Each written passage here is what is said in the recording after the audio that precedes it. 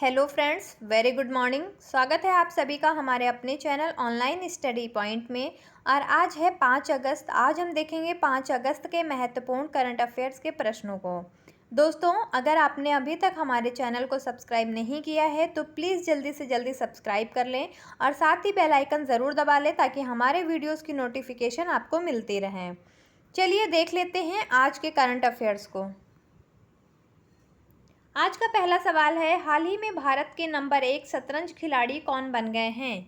तो दोस्तों, इसका सही जवाब है ऑप्शन सी, डी गुकेश। अभी तक विश्वनाथ आनंद जी नंबर 1 शतरंज खिलाड़ी थे, लेकिन अब डी गुकेश ने इनको पीछे छोड़कर अपना स्थान पहला बना लिया है। ठीक है, ये हैं विश्वनाथन आनंद जी और ये हैं D Gukesh. Grandmaster Vishwanath Anand को पीछे छोड़ते हुए 17 वर्षीय grandmaster Gukesh D Bharat के नंबर 1 शतरंज खिलाड़ी बन गए हैं। गुकेश ने क्लासिक चेस की लाइव रेटिंग में आनंद को पीछे छोड़ दिया है।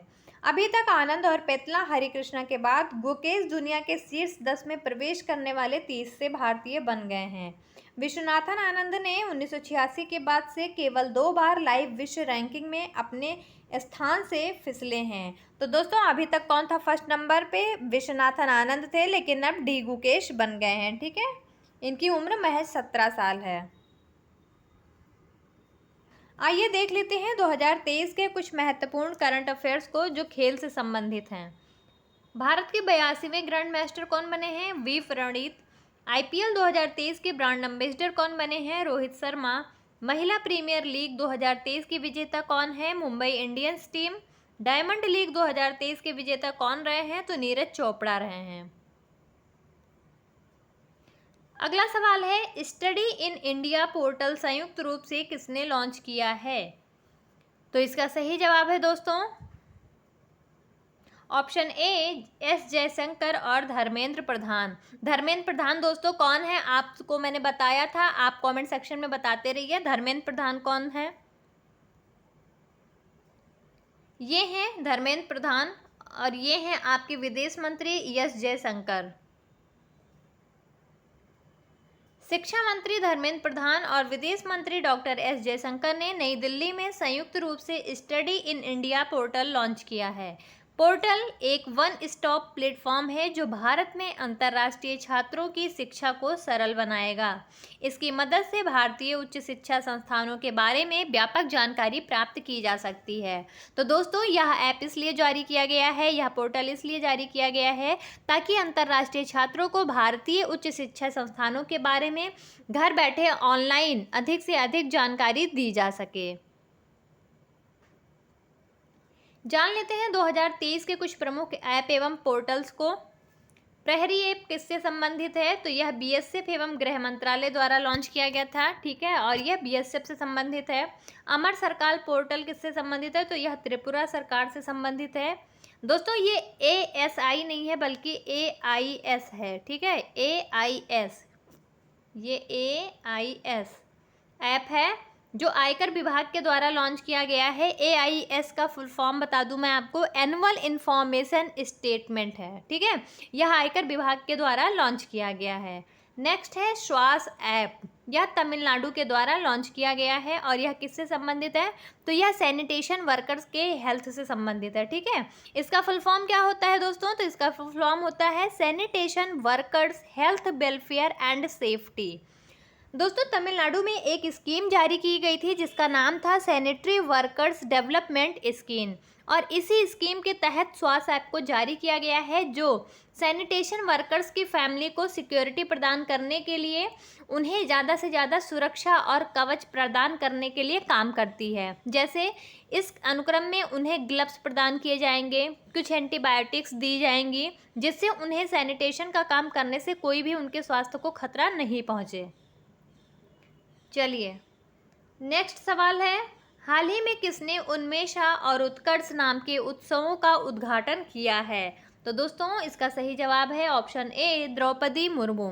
द्रौपदी मुर्मू जी ने उन्मेषा और उत्कर्ष नाम के उत्सवों का उद्घाटन मध्य प्रदेश के भोपाल में कर दिया है। ठीक है, और यह किससे संबंधित है? तो जो उन्मेषा है यह संबंधित है अंतर्राष्ट्रीय साहित्य समारोह से। और उत्कर्ष उत्सव किससे संबंधित है? लोक और जनजातीय प्रदर्शनी कला समारोह के। ठीक है, ये समारोह साहित्य अकादमी और संगीत नाटक अकादमी द्वारा संचालित किए गए हैं और इनका संयुक्त उद्देश्य क्षेत्र में सांस्कृतिक विविधता का आयोजन करना है। जान लेते हैं मध्य प्रदेश के बारे में। इसकी राजधानी है भोपाल, मुख्यमंत्री हैं शिवराज सिंह चौहान, राज्यपाल हैं मंगू भाई छगन भाई पटेल, लोकसभा सीट है 29 और राज्यसभा सीट है 11। तो दोस्तों याद रखिएगा, इसका उद्घाटन किसने किया है? तो द्रौपदी मुर्मू ने किया है। देख लेते हैं राज्यों में मनाए जाने वाले कुछ प्रमुख उत्सवों एवं त्योहारों को। जलीकट्टू महोत्सव कहाँ मनाया जाता है? तो यह मनाया जाता है तमिलनाडु में। ठीक है, तमिलनाडु में। और इसमें क्या होता है? इसमें बुल फाइट करवाई जाती है और इसे हम सल्लीकट्टू त्योहार के नाम से भी जानते हैं। नेक्स्ट है फ्लेमिंगो महोत्सव, यानी ये मनाया जाता है आंध्र प्रदेश में। और ये क्यों मनाया जाता है दोस्तों? तो यह बनाया जाता है पर्यटन को बढ़ावा देने के लिए। आंध्र प्रदेश में जो पुलिकट झील है, आपको पता ही होगा, पुलिकट झील पाई जाती है। पुलिकट झील में फ्लेमिंगो नामक पक्षी वहाँ पे विचरण करते हैं और इसी के अनुक्रम में वहाँ पे फ्लेमिंगो महोत्सव का नाम दिया गया है। महोत्सव यह कहाँ मनाया जाता है? तो यह मनाया जाता है उड़ीसा और उसके सीमावर्ती राज्य छत्तीसगढ़ में भी। ठीक है, छत्तीसगढ़ में भी नुआखाई महोत्सव मनाया जाता है। अच्छा, ये क्यों मनाया जाता है? तो उस चावल की पैदावार को वेलकम करने के लिए वहाँ नुआखाई महोत्सव मनाया जाता है। बथुकम्मा फेस्टिवल कहाँ मनाया जाता है? दोस्तों ये बुधकम्मा लिख गया है लेकिन इसका नाम है बथुकम्मा। ठीक है, बथुकम्मा उत्सव कहाँ मनाया जाता है? तेलंगाना में। यह कौन सा त्यौहार होता है? तो यह होता है फेस्टिवल ऑफ फ्लावर्स, मतलब इसमें कई तरह के पौधे जब फूल निकलने लगते हैं तरह तरह के, तो उस महोत्सव को हम क्या नाम देते हैं? बथुकम्मा महोत्सव या बथुकम्मा उत्सव। दोस्तों याद रखिएगा, इन त्योहारों को और उत्सवों को एग्जाम में ये भी बार बार पूछ लिए जाते हैं। चलिए देख लेते हैं अगला सवाल।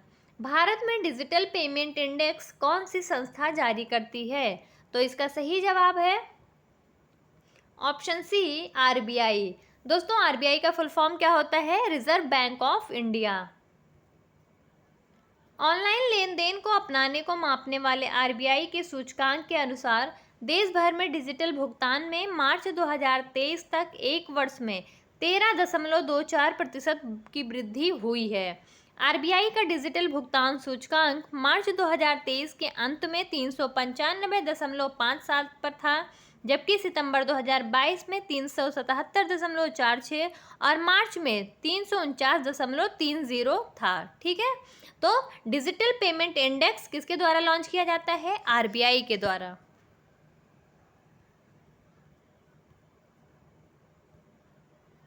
जान लेते हैं आरबीआई के बारे में।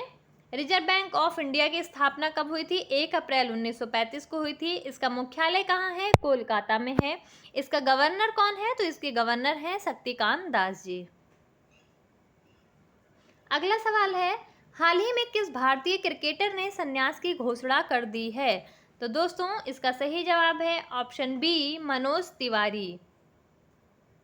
ये है मनोज तिवारी, पिक्चर में देखिए आप। भारत और बंगाल के बल्लेबाज मनोज तिवारी ने क्रिकेट के सभी प्रारूपों से संन्यास की घोषणा कर दी है। तिवारी ने आखिरी बार भारत के लिए 2015 में खेला था, जब भारतीय टीम ने जिम्बाब्वे का दौरा किया था और उन्होंने 3 एकदिवसीय मैचों में 34 रन बनाए थे। मनोज तिवारी वर्तमान में पश्चिम बंगाल की युवा मामले और खेल राज्य मंत्री भी हैं। तो दोस्तों इसका सही जवाब है मनोज तिवारी। दोस्तों उदित सर ने बहुत ही मेहनत करके 6 महीने के करंट अफेयर्स को एक पतली सी पीडीएफ में संग्रहित किया है और साथ ही साथ गणित, सामान्य विज्ञान, सामान्य ज्ञान के नोट्स तैयार किए हैं। तो इन पीडीएफ्स को आप अपने एग्ज़ाम की तैयारी को और बेहतर बनाने के लिए ज़रूर परचेज करें और इसे आप नीचे दिए गए डिस्क्रिप्शन में लिंक पे जाके क्लिक करके वहाँ से डाउनलोड कर सकते हैं। दोस्तों इसकी कीमत मात्र 59 रुपये रखी गई है ताकि हम इस पीडीएफ से ज़्यादा छात्रों को लाभान्वित कर सकें। अगर आपके पीडीएफ डाउनलोड होने में या पेमेंट करने में कोई भी दिक्कत आती है तो आप नीचे दिए गए व्हाट्सएप नंबर पर संपर्क कर सकते हैं। ठीक है, चलिए नेक्स्ट सवाल देख लेते हैं। मोबाइल एप्लीकेशन राजमार्ग यात्रा किसके द्वारा लॉन्च की गई है? तो दोस्तों इसका सही जवाब है ऑप्शन बी, NHAI यानी national highway authority of India. भारतीय राष्ट्रीय राजमार्ग प्राधिकरण ने एकीकृत मोबाइल एप्लीकेशन राजमार्ग यात्रा लॉन्च किया है। इसका उद्देश्य राष्ट्रीय राजमार्ग उपयोगकर्ताओं के लिए व्यापक जानकारी और एक बेहतर शिकायत निवारण सुविधा प्रदान करना है। इस ऐप में फास्टैग सेवाओं को भी ऐड किया गया है। तो इसका सही जवाब है NHAI यानी national highway authority of India. बात करें national highway authority of India की, तो इसकी स्थापना 1995 में की गई थी। इसका मुख्यालय द्वारका दिल्ली में स्थित है और इसके चेयरमैन संतोष कुमार यादव हैं।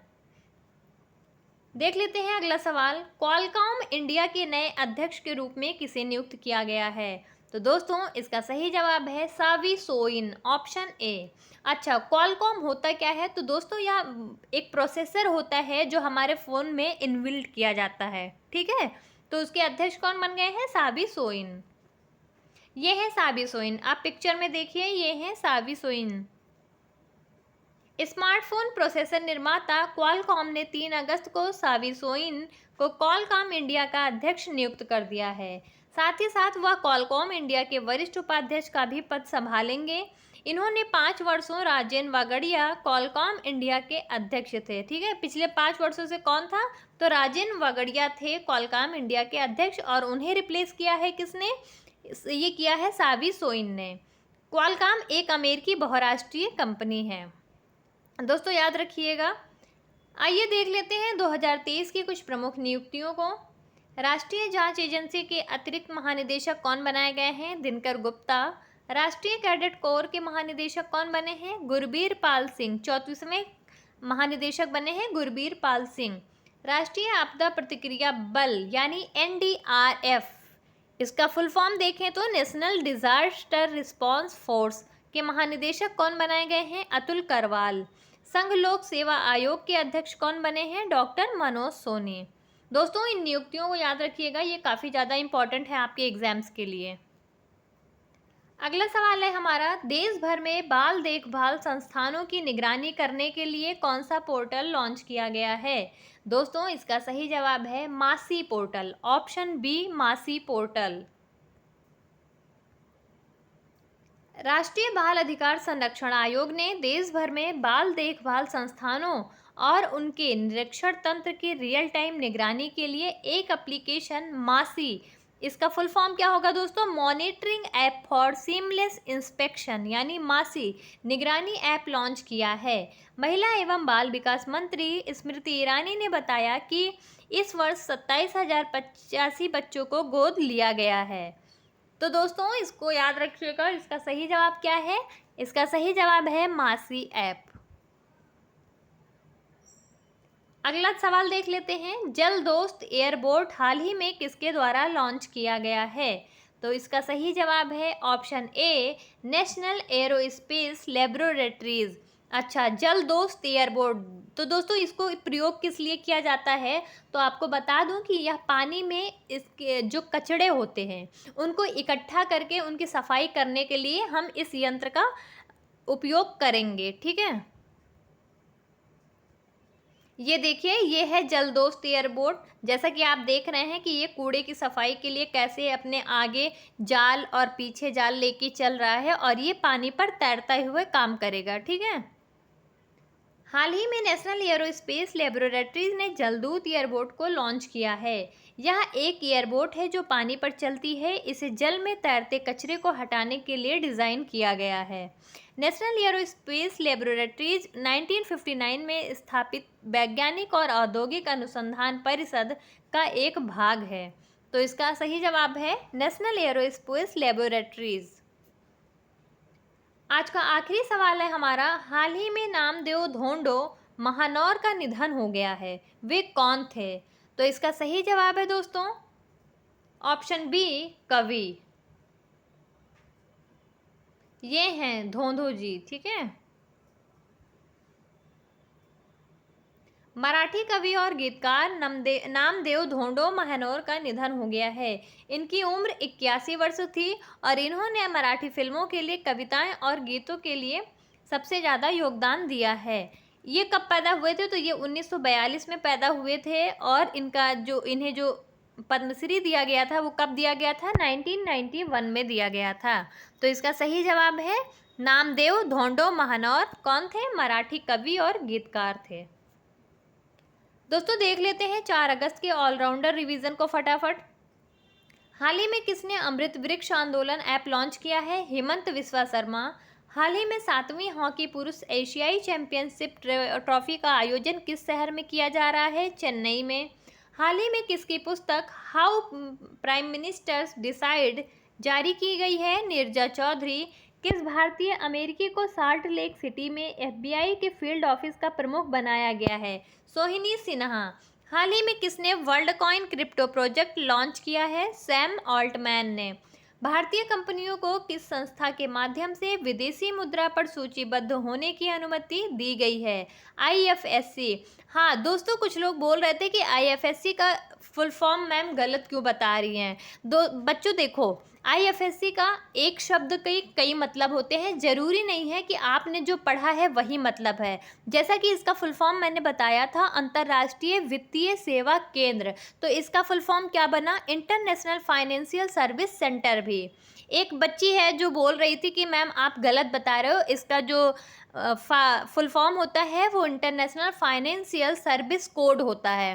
तो ज़रूरी नहीं है कि एक शब्द के एक ही मतलब हो, ठीक है। तो फुल फॉर्म भी अलग अलग हो सकते हैं। चलिए, DGCA ने ड्रोन ट्रेनिंग के लिए कितने रिमोट पायलट ट्रेनिंग ऑर्गेनाइजेशन को मंजूरी दी है? 63। आकाश मिसाइल के पहले रेडियो फ्रीक्वेंसी सीकर का निर्माण किसके द्वारा किया गया है? भारत डायनेमिक्स लिमिटेड के द्वारा। दूरसंचार के क्षेत्र में सहयोग स्थापित करने के लिए ट्राई ने किसके साथ समझौता किया है? C. दोस्तों ये थे हमारे 4 अगस्त के ऑलराउंडर रिवीजन। और अब देख लेते हैं आज का प्रश्न। आज का प्रश्न है, नया सवेरा योजना किस केंद्रीय मंत्रालय द्वारा शुरू किया गया है? तो दोस्तों ऑप्शंस दिए गए हैं, आप अपना सही जवाब कमेंट सेक्शन में ज़रूर लिखकर भेजें। और अगर आपको हमारी वीडियो अच्छी लगी हो तो प्लीज़ ज़्यादा से ज़्यादा लाइक करें, शेयर करें और हमारे चैनल को सब्सक्राइब करें। दोस्तों आज के लिए बस इतना ही। आप सभी का धन्यवाद। आपका दिन शुभ हो।